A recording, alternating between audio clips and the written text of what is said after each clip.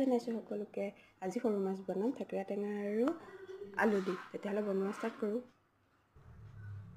প্ৰথমতে 4-5 টুকুৰমান থেকেৰা টেঙা তিয়াই ৰাখিম আৰু এইফালে এটা আলু লৈছোঁ। আলুটো মই দাইলতে দি দিম। এইফালে মাছকেইটাও ভাজি লৈছোঁ আৰু আলু সিজিলে এতিয়া আলুকণ উলিয়াই লৈ ভাঙি ল'ম। আৰু আনফালে কেৰাহীটো তেলখিনি গৰম হ'ব দিছিলোঁ। মাছ ভজাৰ তেলকণতে দিছোঁ। ইয়াতে কেইটামান গোটা সৰিয়হ দিছোঁ আৰু লগত দিছোঁ অকণমান হালধি। জোখমতে হালধি দি ইয়াতে সিজাই ৰখা আলুখিনি দি দিম।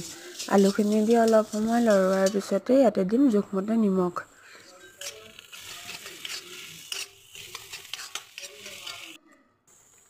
আৰু তিয়াই ৰখা থেকেৰাকণ ভালকৈ মোহাৰি সেইখিনি তাতে দি দিম।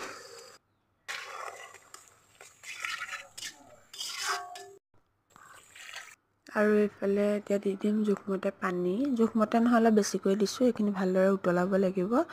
উতল অহাৰ পিছতে ইয়াত দি দিছোঁ মাছকেইটা আৰু দি পেলাই এতিয়া 5 মিনিটমান উতলাই লৈ এইফালে মাছৰ তৰকাৰী ৰেডি হৈ গ'ল।